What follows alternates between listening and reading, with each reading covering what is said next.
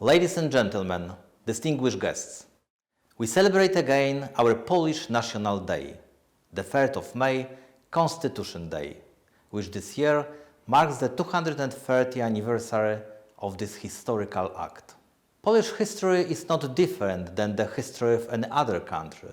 In that, there were painful and joyous parts weaving between each other through the years.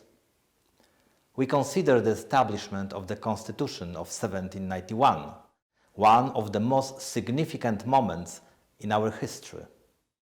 Sadly, shortly after that, the Polish-Lithuanian Commonwealth was removed from the map of Europe. Each year we mark our National Day in different ways. This time, as we are still unable to host you in person, we invite you for a brief historical introduction that will be delivered by our ambassador and the Lithuanian ambassador to the United Kingdom. This will be followed by a concert of Polish music by the Royal Scottish National Orchestra. Your Excellency, Ambassador Rzegocki, Mr. Consul General Truszkowski, ladies and gentlemen, dear friends. Poland and Lithuania has a heritage of centuries-long alliance between the two neighboring nations. Just to illustrate this point, 2 years ago we commemorated the 450th anniversary of the Union of Lublin. In 1569, Lithuania and Poland created a single state.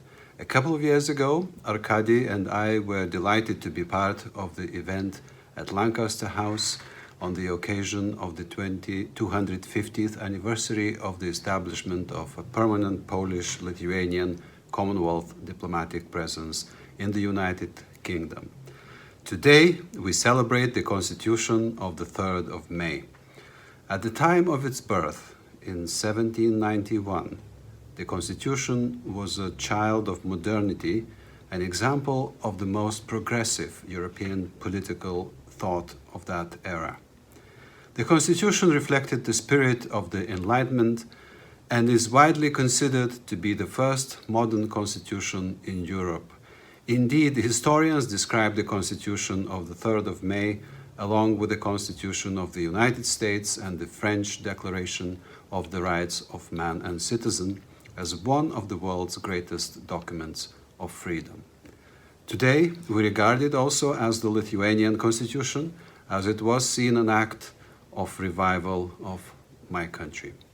The reforms promoted social and political developments in Lithuanian society. They also paved the way for new opportunities for Lithuanian language and culture. It was the first political and legal document in the Lithuanian language. The 3rd of May Constitution is a pinnacle of a proud historic heritage of centuries-long alliance between the two of our nations, Lithuania and Poland, that continues to this day in NATO and the European Union. Although our shared history is not without its hardships, it continues to act as an inspiration to us. With slight variations, we share values, victories and defeats. We share common destiny. A quarter of a millennium has passed since those days, but our ties with the United Kingdom have only grown deeper and stronger. Our shared commitment to the transatlantic security embodied in NATO exemplifies the depth of this relationship. In 2019, we celebrated 70th anniversary of creation of North Atlantic Treaty Organization. Last year, we also marked Lithuania's 15th and Poland's 20th anniversaries of membership in NATO. Our three countries either host or contribute to the alliance's enhanced forward presence in the Baltic countries and Poland. Our troops have been serving together in Afghanistan, in Iraq, in the Balkans. Polish and British pilots have been air policing the Baltic skies, contributing to this important NATO collective defense mission. Our security and intelligence services have profound cooperative arrangements to ensure the resilience and security of our states and citizens. Our people-to-people contacts have been growing strong and close, also due to the Polish and Lithuanian diasporas that study, work, and live in this country, in the United Kingdom. Ladies and gentlemen, dear friends, I'm grateful to the Polish Consul General in Edinburgh for inviting me, albeit virtually, to be part of today's celebrations in Scotland. Scotland, apart from being an incredible 100 shades of Greenland, has also become a home for thousands of Poles and Lithuanians. It's not a coincidence that the first research center for Polish-Lithuanian studies was established at the University of Aberdeen by Professor Robert Frost, whom we look forward with Ambassador Rzegocki to host in a couple of days in London for a similar event as we have one here today. I'm proud of Lithuanian-Polish cooperation in Poland and in Lithuania, indeed across the world, but especially here in the United Kingdom. Let me once again warmly congratulate Polish people on the occasion of Polish National Day, the 3rd of May Constitution Day. Enjoy the concert and thank you very much. Ministers, Ambassador Norkus, members of the Diplomatic Corps, Consul General Ireneusz Truszkowski, distinguished guests, ladies and gentlemen, dear friends. I'm delighted to be sharing this message with my friend, Ambassador of Lithuania, Renatas Norkus.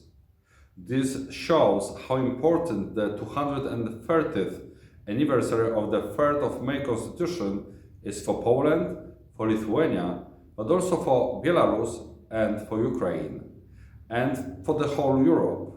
It is our common heritage.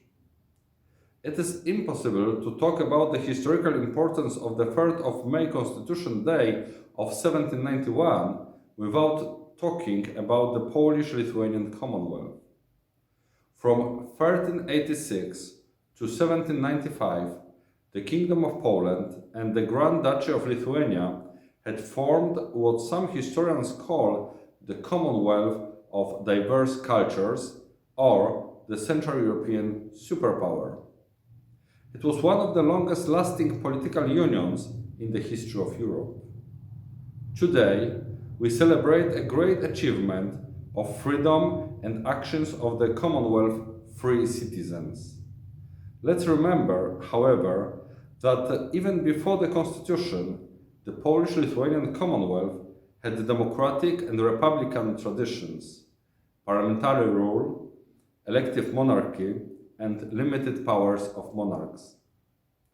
The partitioning of this entity by three absolutist countries shortly after the establishment of the Constitution of 1791 removed this unique entity from the map of Europe.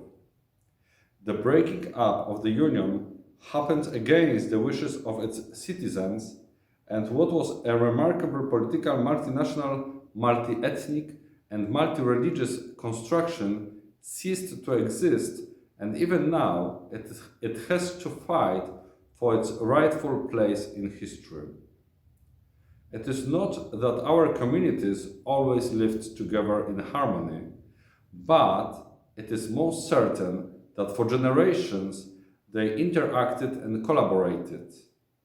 The modern history of Poland and of Lithuania, but also of Ukraine or Belarus, cannot be understood without the knowledge of the legacy of the Polish-Lithuanian Union. Last year, we celebrated the 450th anniversary of the Union of Lublin, 1569, and at an event in Aberdeen that was created by Professor Robert Frost to mark the establishment of the Research Center for Polish-Lithuanian Studies at the University of Aberdeen. This is a very unique and very important project. I am very happy that not only the University of Aberdeen, but also other prominent universities in Scotland, especially St Andrews, Glasgow, Edinburgh, and Highlands and Islands universities, remember the Polish, Lithuanian, and Central European traditions. Poland, Lithuania, and Scotland share numerous links. the large group of Scots who migrated to the Polish-Lithuanian Commonwealth in the 17th and 18th centuries, the Polish soldiers who trained in Scotland and defended the country during the Second World War. Finally, the large Polish and Lithuanian communities living in Scotland today. This rich Polish-Lithuanian-Scottish history and close relations give hope that our ties will remain strong for many years to come. They are also an innovation and invitation to learn about each other's cultures and build bonds that bind our societies in the future. So, ladies and gentlemen, let's enjoy the concert. Let's celebrate the 3rd of May Constitutional Day. Let's celebrate our friendship. Let's celebrate Polish Heritage Days. Thank you.